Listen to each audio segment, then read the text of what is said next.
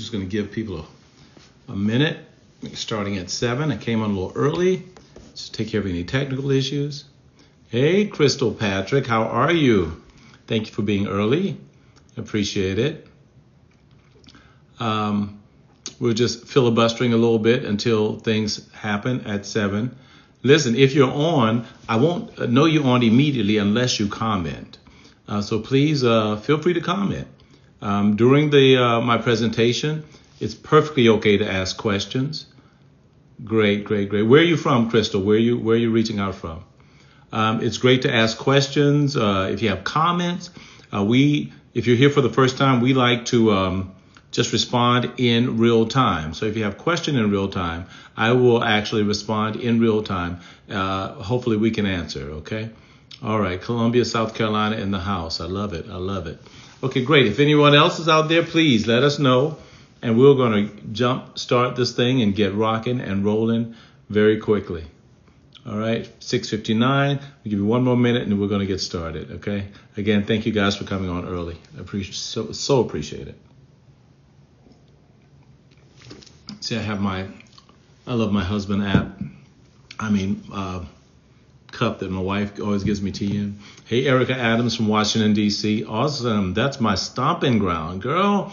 I spent most of my adult life in Washington, D.C. I love it. Love the city, from the DMV. That's right. Mumbo sauce and go-go. You know what's up. Also, listen, feel free also, after we're finished with our presentation today, please peruse the app and get to know it, okay? If you're on the app now, there's so many things that we're giving you for free right now. You can go into the communities and start conversations. You can start your own group. You can ask Pastor Cal, which is an AI feature we have on here, which I think is absolutely awesome. Any question you want to ask that's decent, feel free to ask it. And we'll make sure that we get you an answer. Awesome.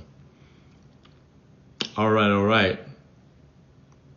Okay. Well, we're gonna jump right in it. All right. I'm just gonna send a message out to everybody. All right. Let them know we are starting. Thank you guys for being here. Let's rock and roll. One thing that I want to deal with tonight, I want to share with you guys, and again, please, you have every opportunity and all the freedom to join in and ask questions. I love it when you ask questions, to have this shared presentation experience. I love to hear what you're thinking and what you're saying, so we can really get into it. I've often been asked, from women and men, but mostly from women, is it possible to get what I really want in a relationship? Is it possible, to get what I want? And I think that, the answer would be yes and no, because it depends on what you think and it depends on what you're asking. But I want to deal with this tonight about how do I get what I want in a relationship. Hey, Nick D, and do I really deserve it? Is it reasonable? For me to expect? Because I'm going to be honest with you, a lot of dissatisfaction in relationships, whether you're single, you're dating, or you're married, a lot of the dissatisfaction in relationships, hey guys, come from unmet expectations. Unmet expectations. And that's a big, big deal, because everyone has expectations in relationships. Everyone has expectations. Everyone has things that they're expecting. Everyone has this dream of what they think a relationship ought to look like, or what they think it ought to be. So we all have these dreams and all these expectations. I'm going to share with you some. I did my own research for single people. I actually downloaded a dating app, not for me, but just for research, and just to see what some of the people were asking for. And I looked at it, then I deleted it because it was just too much noise. But here's what's interesting. Someone said this: I want a man who makes me believe, get this, I want someone who makes me believe I'm the most beautiful woman he has ever seen. Okay. I want someone who makes me laugh. He must be intellectual. He must be witty and sharp. He must be masculine and make me feel feminine. Are you getting this? He has to stand up for me. He has to be emotionally stable. Okay, here's one that's quite interesting. Get this. I see you laughing, Lynn and Desiree. He is immune to any female games I may try to play and calls me out on it respectfully. These are some of the things that people want in relationships. This is what they want out of their mate. Women specifically, what they want out of their mate. They want someone who is immune. Now, this is not scientific, okay? It's just one person, a couple of people actually, who are stating what they want. Someone who's immune to any female games they may try to play and calls me out on it respectfully. Now, what's being said here is that I know I'm going to play games. I need him to control my games. He knows how to take control and make a decision. He knows what he means and means what he says, what he means and means what he says. And then there's some people who are a little bit more visceral.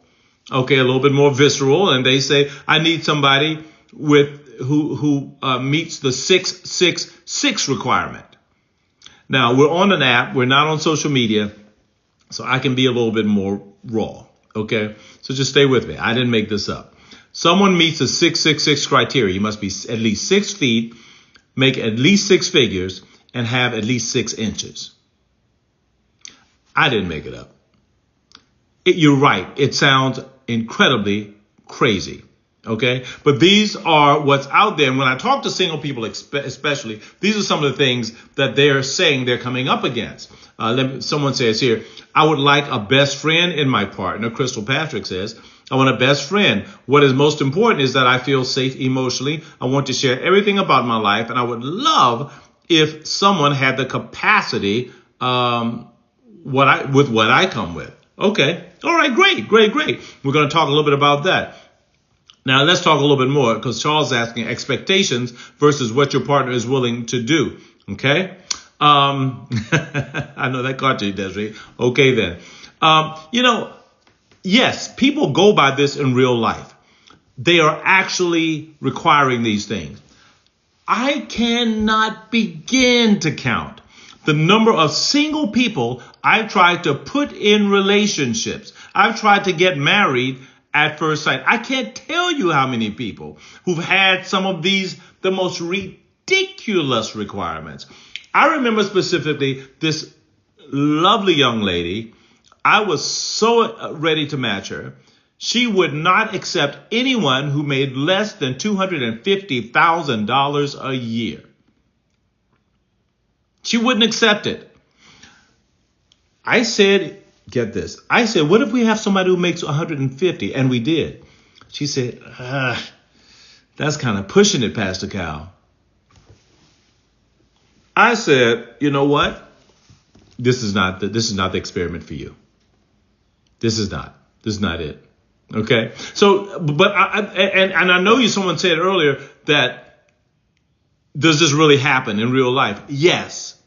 Yes, because our expectations are sometimes rooted in fantasy. They're not rooted in reality. The idea that you got to have a man over 6 feet tall and the average man is 5'9". Okay. Then you put out men, you just get rid of the ones who might be from the LGBTQ community who you may not be looking for. If you're looking for someone in that community, then you go for it. But if you're not, okay, get rid of them. Then get rid of the ones who have aged out. Then get rid of the ones who may be just emotionally immature.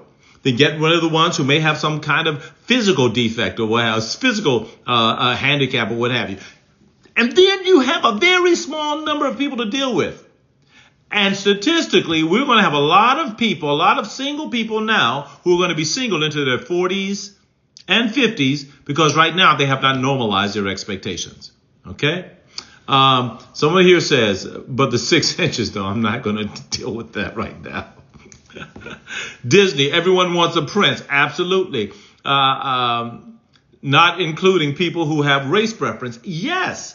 And then there are those who have race preferences as well. So when you really look at this, and this is for single people, I'm talking for married in a second. For single people, if you're looking for someone who meets all of these impossible criteria, I need you, the first thing I need you to do is tear up your list. If you really, do you want to be in a real relationship or do you want to be in fantasy land? Because fantasy land does not exist. It just does not exist. Okay? So on the single side, whenever I talk to people and they're looking for someone, they want a relationship, they want someone in their world, they want someone who can make them happy, but he's got to have this, he's got to have that, he's got to have this, he's got to have the 666 or whatever. People, you must become normalized. I believe that social media has done us a great injustice because it's showcased so many things that are irrelevant to real relationships. Whether or not you're driving a Lambo SUV, whether or not you're making X number of dollars and all this stuff. Listen, okay, the question comes here. Can singles have standards? Yes, of course you can have standards. Let's talk about that for a second. What are standards? Standards are those things that are tightly connected to your morals. They're tightly connected to your values. They should be anyway. Your standards are those things that you have chosen to live your life by. These are things that I believe that I need in my life to make me happy. Now, so the first thing you have to determine is, what do you really need in your life to make you happy? Do you need 6 figures? Especially if you're working at Target, are you expecting somebody to get you out of your financial situation? Is that what you're expecting? If so, it's time for you to reevaluate your standards. Okay? You must reevaluate them. Yeah. Is normal relative? Yes, it is relative, okay? But the fact of the matter is, if your standards are you're finding that you're constantly single, you're constantly alone, or every good man that comes to you, that you're finding that these men, they're not good enough, or there's a problem, or there's a hang up somewhere, and you're moving on to the next. If that's been your pattern, and you're still by yourself, I need you to understand something. You can continue in that way, or you can stop, reevaluate, get some close friends to tell you to who will tell you to look at yourself. Okay. Talk to a counselor and figure out what you really need. Not just what social media tells you need, but what you really need. Okay. Now let's go on. Okay. Cause you guys are going off here. Okay. And if you grew up wealthy and that's a normal expectation, let me tell you something. That's a good question. If you grew up with a silver spoon in your mouth, you grew up wealthy, okay, that's what you're accustomed to and that's what you're looking for. Here's what you got to understand. We find relationships from our social settings. Now, there are a couple places. Your job, your school, your work, your job, your school, your religious settings. These are social hubs where people generally find people. Now, social media has become one, but I believe that's a pseudo-social hub because it's not really social media. It's just technological media. There's the social in it is not connecting people. The social in it is simply making you aware that other people are there, but there's no emotional spirit connection there. So then if you were growing up in a situation where you're wealthy and that's where you're accustomed to, then I suggest you go into those situations that you're accustomed to because like attracts like. If you grew up Ivy League, then look into those Ivy League situations. Very seldom do I find that people who grew up wealthy have a problem finding other wealthy people because they've grown up around wealthy people. Generally, it's people who are making money later in life. They've gone to education and now they're making a lot of money. They didn't grow up around money. They haven't had money all their life, but they got money now. Now they're looking for someone who has money. And people who've had money all their life, they're in different circles. So if you want money like that, then you need to be in those circles. Okay? All right. We got a lot going on here. Okay. Melanie said the 666 man has very high expectations too. Are these women 9s and 10s? Okay. I don't have a workplace. What the F? Oh, no, that's not what you said. I don't have a workplace, no school, no church. I'm screwed. Not necessarily. And thank you, Nick D. If you don't have any of those social circles, you have to create them. There are groups you can join. There are places you can go. There are people. I was talking to a young man just recently, and I was telling him it's necessary for you to join social groups.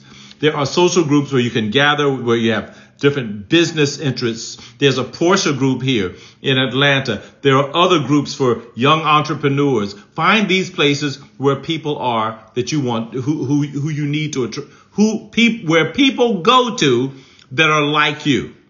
Okay. You can create those also. Okay.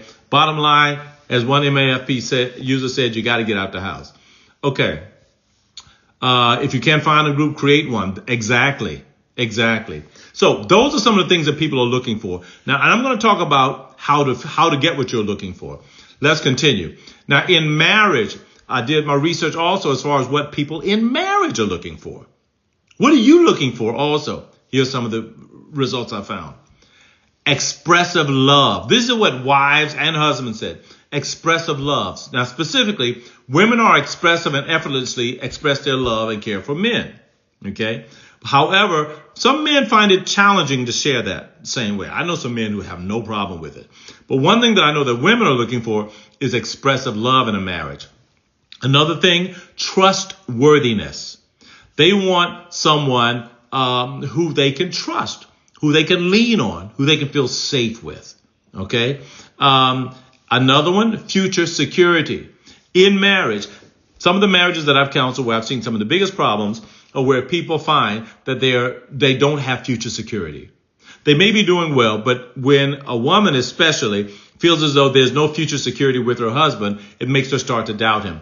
You know, we were having a discussion today and my wife she said something very poignant, and I'm going to just share it with you. She's not here, so I'm not asking her permission.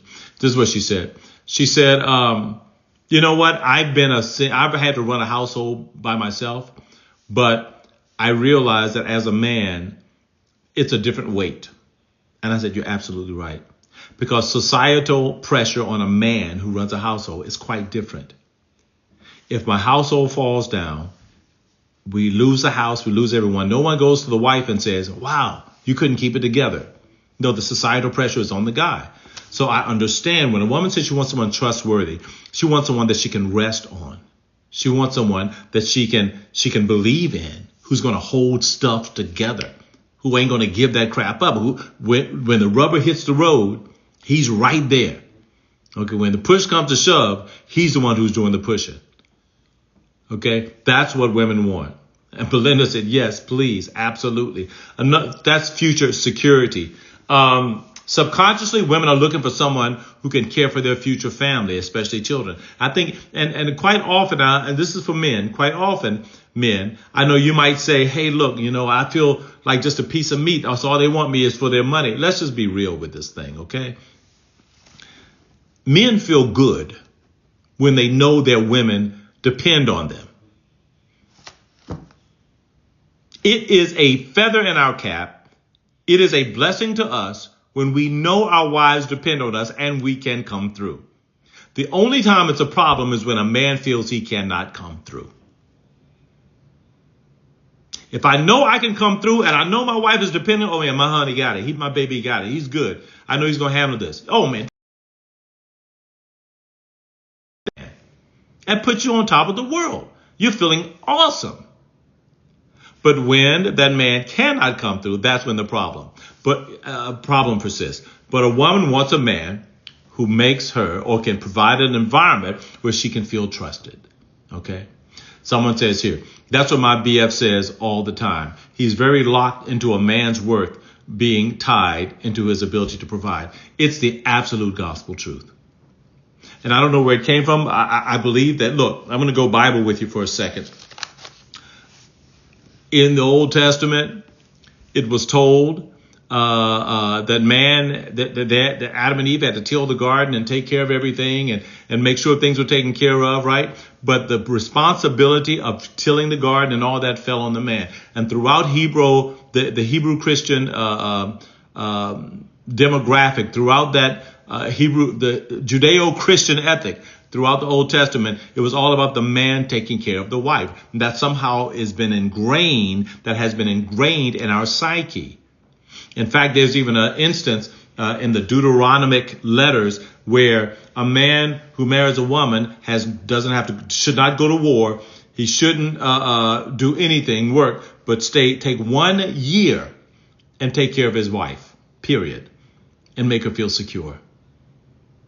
These are in the letters and from Deuteronomy in the Judeo-Christian ethic. They said that man should take care of his wife for 1 year because she needs that security. So look, as a man, I think it's a great thing. When I was struggling, it was a problem. Yes, it affects your self-esteem. But women, I need to understand that also. But it's a worthy thing for you to want a man who can give you security. Okay.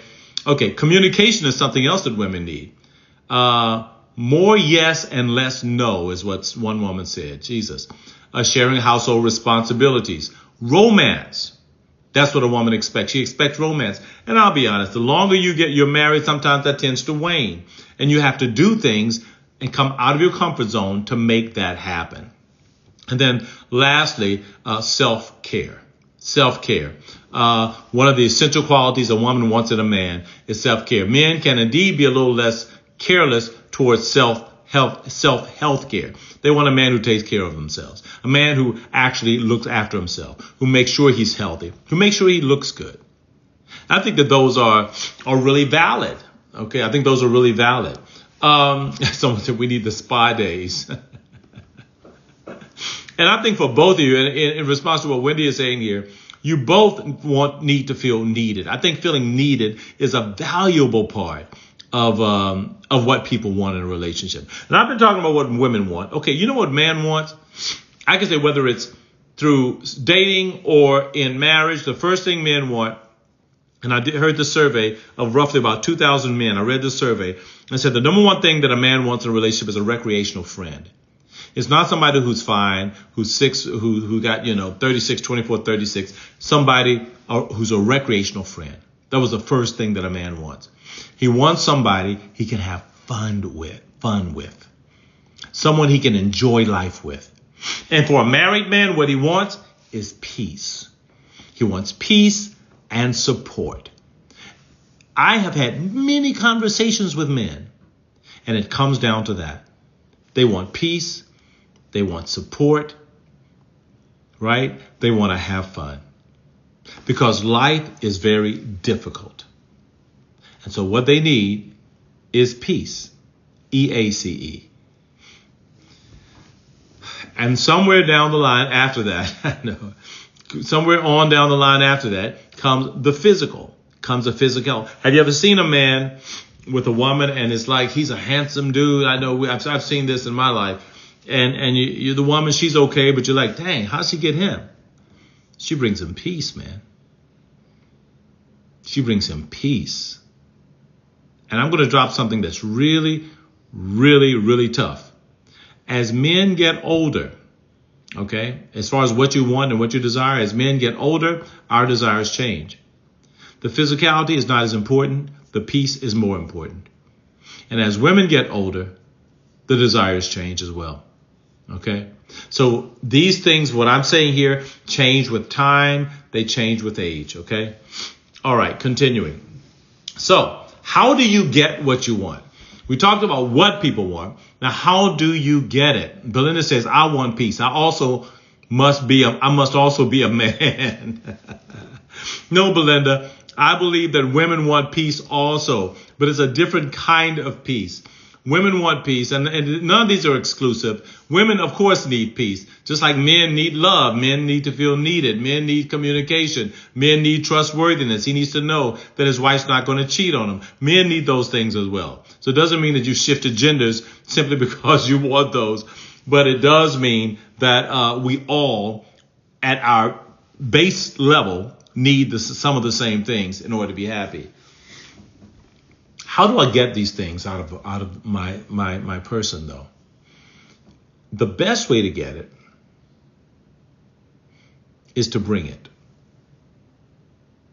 The best way for me to get anything out of my spouse or out of my intended is to make sure I'm bringing them something in exchange for it. I was looking at the basic equation for value. Some of you all who've taken statistics or calculus or basic math or whatever might understand this. But value can be expressed in a mathematical equation, which is V equals Q divided by P. Value equals quality times price. Okay? Value equals quality times price. So, to determine the value of something, I must first of all look at the quality. I'm going to read it to you. Quality represents the perceived benefit of a product or service. Quality is the perceived benefit of a product or service. Price is its cost. So if you're looking for these things which are valuable, we must first of all understand that quality is the perceived benefit. If you want me to give you value, you better bring me quality. If I want you to give me value, I better bring you quality. Because otherwise, no one's going to pay for it. I hope you understand that. I don't want it. One young lady was saying, and I heard this, it was an Instagram thing. And she said, this gentleman was reading this thing from this lady who was saying that she's looking for a man and she's a pretty girl and she's attractive. Where are all the rich men? Why can't she find one? Because she's seen all these men, these women who are okay women, but they're with these rich men. Why can't she find one? The answer came this way. And it came from, and whether this is true or not, I don't know, but it works for the illustration. The response came from an investor who said, let me look at this from an investment perspective. As an investor, if I'm going to invest in something, I need to make sure that the return is worth my investment. So if I'm going to put money into something, the first thing I have to do is make sure that that thing that I'm putting money into, that thing that I'm investing in, I have to make sure that that thing is returning to me that which is worthy of my investment. If I'm going to put price into something, I need to know that the quality of that thing that you value is going to be worth my price. And he said, based on the fact that you're just bringing pretty, that's not worth my cost. It's not worth my investment. So a man who is worth it, a man who is valuable, doesn't want pretty, because pretty doesn't outlast money. Pretty doesn't outlast integrity. Pretty doesn't outlast morality. Pretty fades. How do you bring quality, Belinda? Lead with your values. If you're single, don't look for the external before you look for the internal. Don't look for those things that are fleeting. Look for those things that are quality. What a man wants from a woman, first of all, he doesn't want to be valued for his external. He wants to be valued for his internal. What a man wants from a woman is for her to see him inside before he sees her out, before she sees his outside. See what he's made of. Find out what he's made of. Ask questions about his heart. Ask questions about who he actually is. That's how you bring quality. Someone said, I look for the fruits of the Spirit. Absolutely. Absolutely. Absolutely. Listen, let me just say this as we move forward. We're going to be giving a master class for marriages and for singles. Okay. So I want you to be thinking about this and I want you to keep on lookout for it, because we're going to be giving a master class and we're going to be talking very deeply about these things. Not just me, but we're going to bring some other experts on also to talk about some of these things. And we're going to be talking about what actually marriage looks like, what marriage really looks like, and how to get what you really want out of it. We're going to talk about what single life looks like and how to be a better person, how to fix your picker. So we're going to be talking about those things, and it's only for our premium users. Okay. So if you have not subscribed, it's time for you to subscribe. Okay. But our time is up. All right. Someone says, I tend to ask a lot of questions. Thank you. And I'm so glad you guys jumped on. You asked some questions tonight. I love it. But isn't it true that over time in marriages, one person becomes undervalued? Oh, absolutely. Absolutely. And we're going to continue this next week, Luann. But you're absolutely right. It's not a guarantee that happens, but that can happen. And you know what? And that's a good place to start so we can pick up next week. Thank you, Crystal. Thank you, guys, for joining in. Thank you, Crystal. Thank you, Crystal Pastrick and Crystal Fielder, Desiree, Edie, Vonias, Erica, Lynn. Thank you, guys. Please peruse the app. Look around. If you already got it opened up, close here. Go to the communities. Talk to some people there. Let's get this movement moving. Okay. God bless you. We'll see you later on this